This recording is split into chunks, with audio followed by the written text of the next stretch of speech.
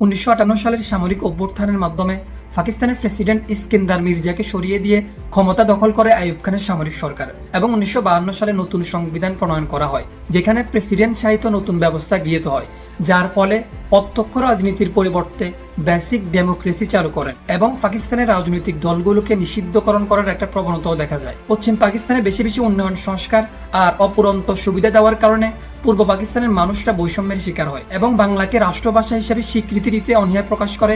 আর আমাদের সেই ঐতিহাসিক 6 দফার বিরোধিতাও করে আইয়ুব খানের সামরিক সরকার। 1958 থেকে 1969 পর্যন্ত আইয়ুব খানের প্রায় 11 বছরের শাসনামলে পাকিস্তানের অর্থনীতির আংশিক অগ্রগতি হলেও রাজনৈতিক ও সামাজিক বৈষম্য চরমে পৌঁছায়। আইয়ুব খানের প্রায় 11 বছরের শাসনামলে বাঙালি জাতীয়তাবাদকে উস্কে দেওয়া থেকে শুরু করে পূর্ব পাকিস্তানের প্রতি বৈষম্য ও নিপীড়নমূলক আচরণের কারণে প্রায় বিভিন্ন সময় ছোট ছোট আন্দোলন সংগ্রাম হলেও 69 গণঅভ্যুত্থানের মাধ্যমে যখন আইয়ুব খানের সামরিক সরকারের পতন হয়, তারপর আমরা আমাদের সেই 71-এর কাঙ্ক্ষিত স্বাধীনতার দিকে আস্তে আস্তে ধাবিত হই। বিশেষ করে পূর্ব পাকিস্তানের প্রতি বৈষম্যমূলক নিপীড়নের কারণে বাঙালিদের মধ্যে আস্তে আস্তে ক্ষোভ সৃষ্টি হতে শুরু করে, যার ফলে 1971 সালের মুক্তিযুদ্ধের পথ আরও প্রশস্ত হয়ে যায়।